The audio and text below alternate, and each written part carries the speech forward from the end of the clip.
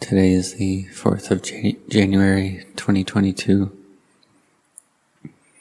and at this time we have the opportunity to sit in meditation, to bring our minds to firmness and concentration.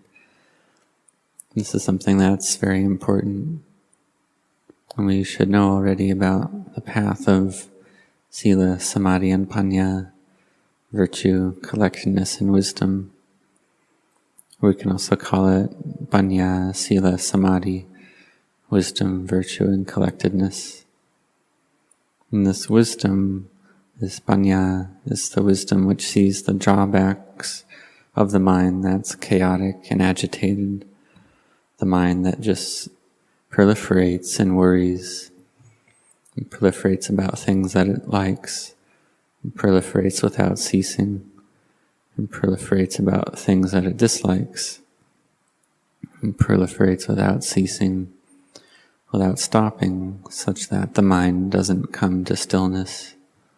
The mind proliferates about likes or dislikes, is agitated, all the same, or proliferating about what we can't, or when we can't get what we want, that this is suffering.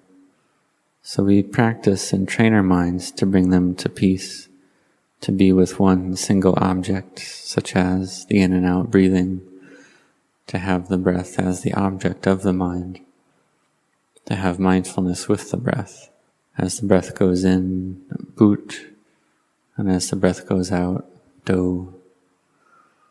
So have this as the object of the mind, such that the mind is not involved with other things, just recollecting the meditation word Buddho in this way. And when we recollect our meditation word like Buddho in this way, with the in and out breathing, the mind is able to come to stillness and peace, to gather together in samadhi. Then the mind's able to give rise to wisdom, to see the chaotic and agitated mind.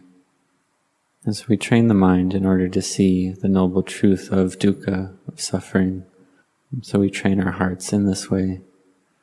And this training to sit in meditation is very important, to be with our kammatthana. And kamma is action or work, and thana is basis or foundation. So our kammatthana is the basis for our work, the basis for our action. We recollect the 4 foundations of mindfulness: the body, feelings, mind, and dhammas. And when we do our duties and work, we practice having mindfulness as we work, whether it's various types of housework, like cleaning dishes, sweeping, mopping, tidying up a house. And as we do these duties, we try to think as little as possible.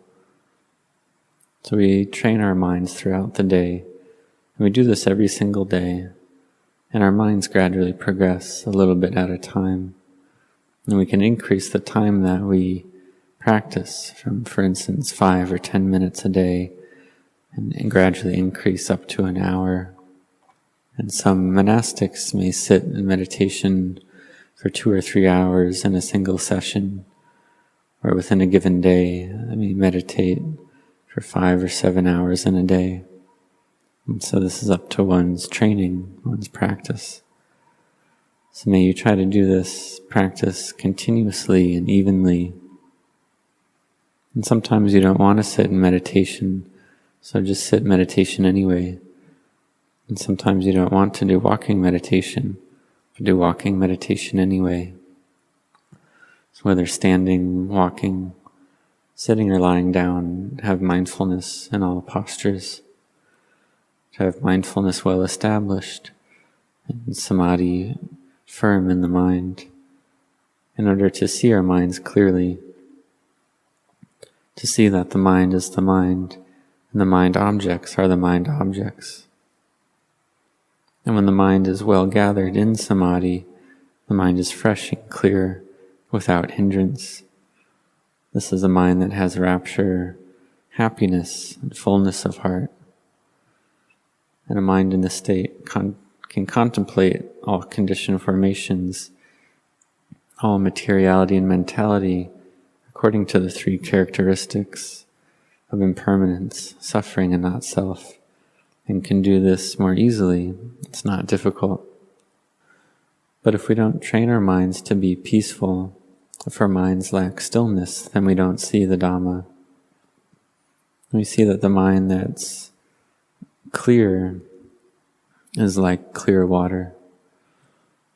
So we have the six sense objects, the eye and forms, the nose and odors, the tongue and tastes, the ear and sounds, the body with tactile objects, and the mind with mind objects.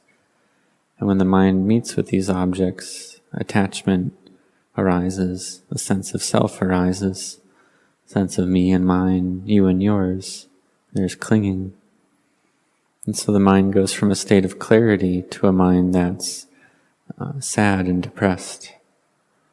It's just like if we put red coloring, green coloring, blue coloring, and so on into clear water. So the water that was clear is no longer clear. It's changed color according to what we put into it. But if we separate those colors out, then the water becomes clear again, just as before. So when the mind's able to separate from the mind objects, the mind is clear just as before. But if there's a lot of mind objects, the mind's with these objects all the time, then the mind feels sad and low. But the mind isn't sad or depressed all the time. This quality of sadness arises, stays for a little while, and ceases all the same. Because these kilesas, these defilements, are not in the mind all the time. They're not there constantly. It's something that's there sometimes, that arises when the six sense objects come into contact with the mind. When the outer objects come into contact with their respective sense base. And the mind that's gathered in samadhi, the kilesas can't cover over the mind with samadhi. Because the samadhi is like a rock that you place onto grass. The rock suppresses the grass. But at whatever point you lift the rock away, the grass can grow again. Because the grass doesn't die straight away. So therefore one must have effort and perseverance, have mindfulness to care for the mind. And in the beginning there's a sense of me and you, mine and yours. So may you have mindfulness to watch over and care for the mind, to watch over the mind such that it doesn't get lost in liking or disliking. So you have to train the mind to be still and peaceful, to be with its meditation object, its kammatthana, to gather in samadhi. And this is important. It's something that we must do. And it may feel slow, it may feel difficult and hard to do, because our minds are accustomed to ignorance and delusion, and are accustomed to proliferating all the time, and accustomed to proliferating with the formation of ignorance. So may you have effort and perseverance. This practice is not beyond our capability, not beyond our effort. So may you practice continuously all the time. For instance, one who's 60 years or older may have more time, may have less work and duties to do, so they may have more time to practice. And this practice brings us a noble wealth. And this path is the best way, the supreme path, to overcome birth and becoming, to know and see the Dhamma in this very lifetime. Because nature is something that's open and revealed already.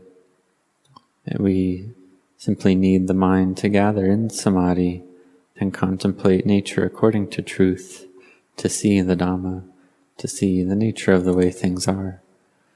Because this nature, it's there already.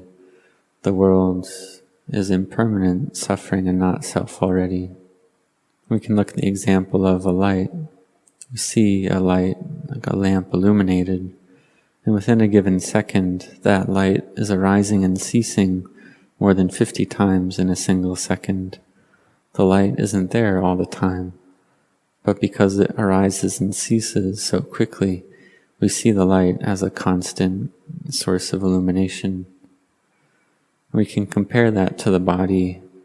With the in-breath, we have the feeling of self arise. We have many feelings, all the things that we claim as ours. And with the out-breath, we see that the body can die just like that. It's just that much that sustains this body. And if we don't take in another breath, everything that we have in the world is gone already. The body falls down right on the spot. There's nothing left whatsoever. Or we can see the example of the brain. If it lacks blood, then the brain dies right there. And if any organs in the body lack blood, it's the same. Or if certain parts of the body, like one's limbs, lack blood or don't have a proper connection to the nervous system, then we don't feel it at all. We can compare it to a dead piece of wood. There's no nerve impulses, and it's as if the body is dead because we don't feel it. So we can say that it's like being dead while still alive. So may you contemplate this phenomena as not self, not a me, not a mine, not a you or yours. May you have effort and perseverance in your practice in order to see the Dhamma. May you set your hearts on this.